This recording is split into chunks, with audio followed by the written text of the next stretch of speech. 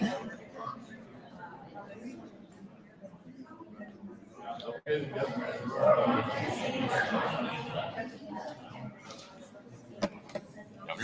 we doing? Not much. How are you? Yeah, we're good to see you.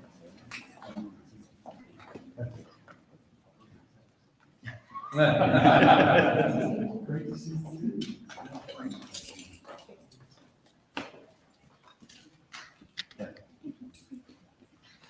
Welcome, everybody. That's where y'all say, good to see you, Governor. Hey, thanks, everybody, for being here. And thank you, guys. We got a lot of people from the legislature, different groups around the state that support our efforts to shift the focus. Y'all can have a seat. Y'all can have a seat. That's going to shift the focus in education back to educating our young people instead of politics and indoctrination in our colleges and our universities.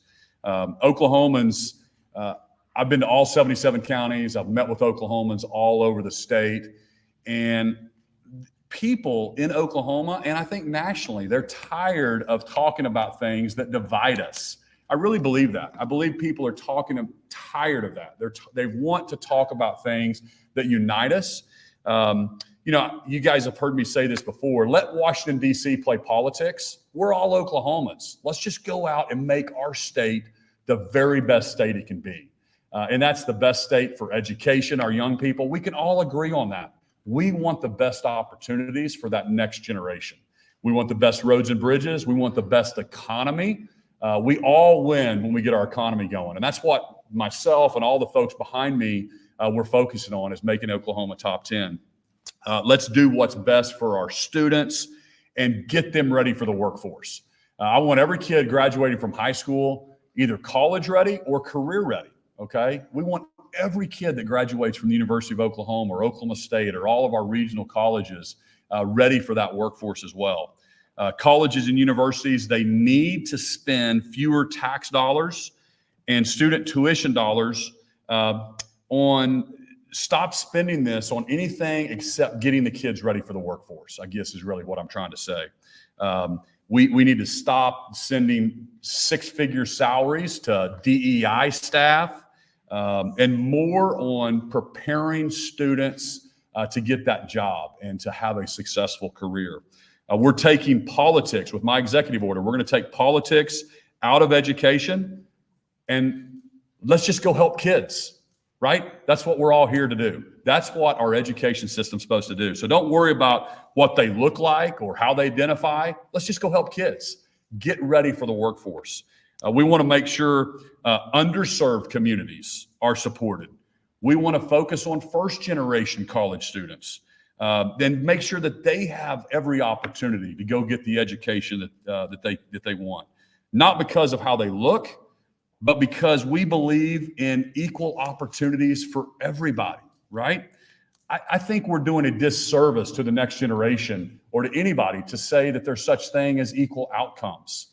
There's no such thing as equal outcomes, but we want equal opportunities for everyone, regardless of your race or where you come from or your background. We want to make sure that's available for everybody. And then we want to teach our young people that based on your merit and your hard work, that's how you get ahead.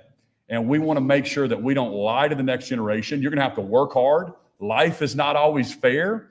You're going to have to you're going to have to persevere through life to get ahead. So I'm signing the executive order today to remind all state-funded institutions that we see all Oklahomans as equal, regardless of race, color, sex, ethnicity, or national origin. And I also want to introduce, we've got a special guest with us today. I was trying to figure out, who to kind of represent and speak on this behalf. And so I thought, well, let's just have a college student that maybe looks different than I do, but is a great Oklahoman, a great college student, and God has a wonderful plan for her life. And it's because of who she is, not what she looks like. And so I want to introduce Tamara Neely. She's a student at OU, and I want you to hear her story. And then I'm going to sign this executive order. So Tamara, come on up.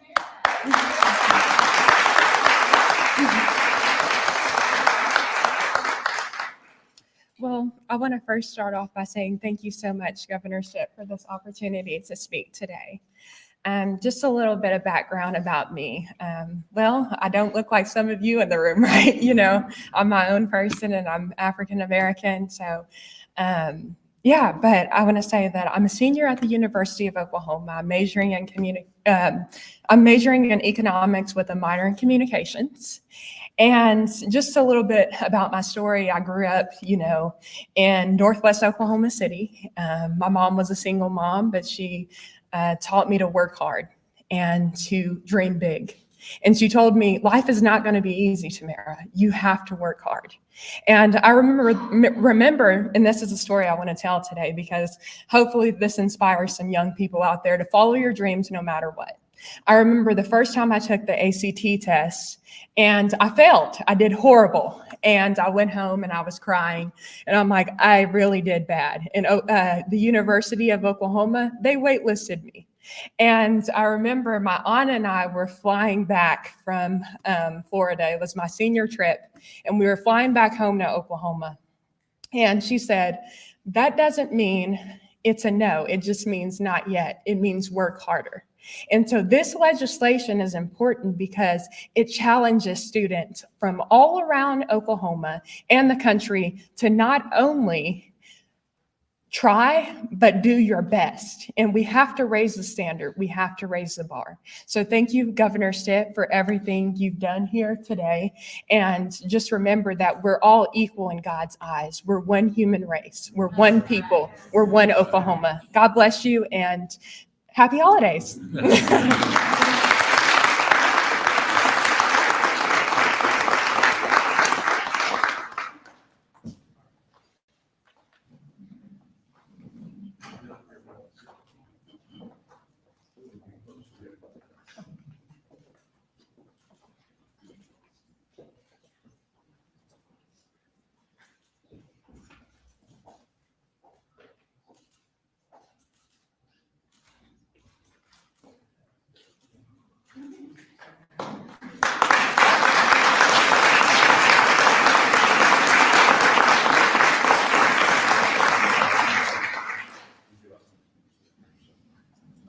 Well, let's open it up for a few questions. Governor, what is your executive order say specifically? I'll give you a comment. Specifically. So it's specifically just, it says follow the law. You know, the United States Supreme Court just recently in Students for Fair Admissions versus President and Fellows of Harvard College basically just said, we're going to eliminate racial discrimination, which means eliminate all of it. And there's an equal protection clause. Even our state constitution says very, very similar things. We prohibit the state from granting preferential treatment or discrimination of any kind based on race.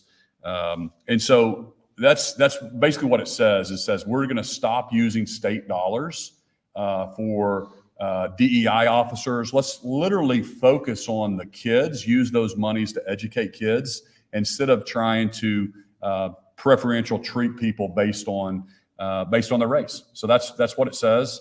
But also, I think it's important. It highlights and says, let's work on supporting first-generation college students, regardless of their race. Let's make sure that we talk about that. We talk about students from low-income families. Isn't that really what we're trying to do here?